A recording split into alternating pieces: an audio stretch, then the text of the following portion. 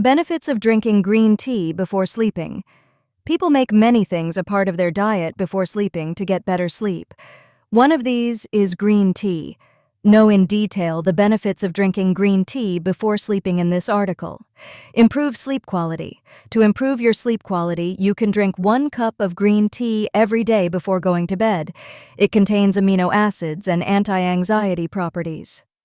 Relieve stress. To get rid of stress, drink green tea before going to sleep. It has mind-relaxing properties. It contains L-theanine, which reduces the symptoms of depression. Glowing skin.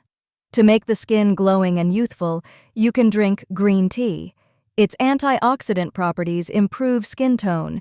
It also has anti-aging properties. Lose weight.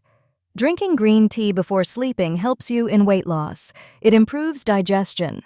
Also, its thermogenic properties are beneficial in burning fat. Cleanse your stomach. Drinking green tea before sleeping at night speeds up your digestion.